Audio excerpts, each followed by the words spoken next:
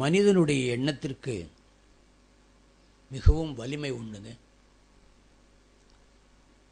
இயற்கையில் இருக்கக்கூடிய மரம், செடி, கொடி, ஏன் நீர்நிலைகள் கூட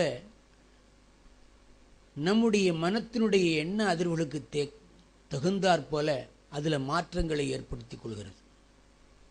நம்மாழ்வார் அப்படின்னு விவசாய அறிவியல் நிபுணர், மரத்திட்ட போய் நீ சொல்லி முறையிட்டு பேசினேன்னா அது ரியாக்ட் ஆகும் அப்படின்னு ப்ரூவ் பண்ணி எழுதியிருக்கிறார். அவருடைய தோட்டத்தில் ஒரு மரம், பலாமரம் ரொம்ப நாளாக காய்க்காமல் இருந்துதான்.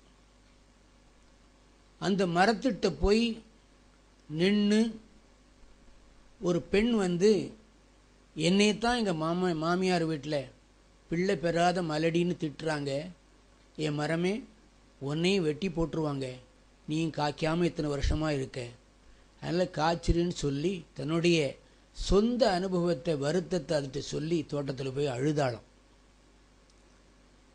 அந்த பொண்ணு அழுதுட்டு ஊருக்கு போயிட்டா. கொஞ்ச நாள் கழித்து பார்த்தா அத்தனை வருஷமாக காய்க்காமல் பூக்காமல் இருந்த மரமானது பூத்து காய்ச்சி கனிகளை கொடுத்ததாக நம்மாழ்வார் அவர்கள் எழுதியிருக்கிறார்கள். ஆக இந்த மரம் இந்த பெண் சொன்னதை செவிமடுத்து தனக்குள் ஏற்றுக்கொண்டு அதற்காக வேண்டி தான் பக்குவம் அடைந்து பூத்து காய்த்திருக்கிறது என்றால் அதற்கும் நம்முடைய எண்ணம் தெரியத்தானே செய்கிறது. நம்முடைய எண்ணங்கள் அந்த மரம், செடி, கொடிகளை போய் பாதிக்கின்றது அல்லவா? நம்முடைய எண்ணம் எங்கெங்க இயற்கை போய் பாதிக்கும் அப்படின்னு கேட்குறீங்களா? இல்லைங்க. டாக்டர் இமாட்டோ அப்படின்னு ஒரு பெரிய விஞ்ஞானி, நம்முடைய தீய எண்ணங்கள், நல்ல எண்ணங்கள் தண்ணீரை பாதிக்கின்றது அப்படிங்கிறத ஆராய்ச்சி பண்ணி சொல்லியிருக்கிறார். லேப் டெஸ்டட் வாட்டர் 3 கிளாஸில் எடுத்துட்டார்.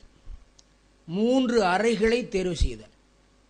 ஒரு அறையில் ஆன்மீகம், இறைவன் சம்பந்தமான நிகழ்வுகளை நடத்த செய்தார். இன்னொரு அறையில் ஒரு டம்ளர் தண்ணீரை கொண்டு வச்சுட்டு அங்கே அரசியல்வாதிகளெல்லாம் உள்ள அடைச்சி அவங்கள கண்ணா பின்னான்னு சண்டை போட விட்டார். 3வது அறையில் ஒரு டம்ளர் தண்ணியை கொண்டு, நல்ல தண்ணியை, டெஸ்டட் தண்ணியை கொண்டு வச்சு சினிமா ஆபாசங்கள் பற்றி பேசுவதும், அசிங்கங்களை பேசுவதும், கெட்ட வாய்களை பேசுவதுமான நிகழ்வுகளை செய்ய வச்சார். நிகழ்வுகளெல்லாம் முடிந்தது.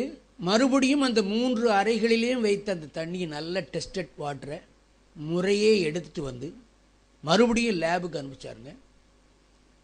முதல் அறையில் ஆன்மீகம் சம்பந்தமான, இறை சம்பந்தமான பேச்சுக்கள் நடந்த அறையில் வைக்கப்பட்ட தண்ணீர் எந்த விதமான மாற்றமும் அடையலை. அரசியல்வாதம் அடிதடி தண்ணியை போட்டு தகராறு பண்ணுறதுன்னு அந்த அறையில் வைத்த தண்ணி பூரா நல்ல தண்ணி, உப்பு கரியாக போயிருந்தது. 3வது பால் சம்பந்தமான பேச்சுக்கள், அபசவ்யங்களை பேசக்கூடிய அந்த நிகழ்வுகள் நடந்த அறையில் இருந்த தண்ணி ஒரு கெட்ட நாற்றத்தோடு கூட அதில் ஒரு வழுவழுப்பு தன்மையும் வந்திருந்ததாக அவர் தன்னுடைய கட்டுரையில் எழுதியிருக்கிறார். ஆராய்ச்சி பூர்வமாக மனிதனுடைய எண்ணத்திற்கு வலிமை இருக்கிறது, அது இயற்கையில் பஞ்சபூதங்களையும் பாதிக்கிறது என்பது நிரூபணமாயிருக்கிறது. ஆகினாலே அனைவரும் எண்ணத்தில் கவனமாக இருங்கள். ஏனென்றால் எண்ணம்தான் செயலாகிறது, செயல்தான் சிறப்பை தருகிறது.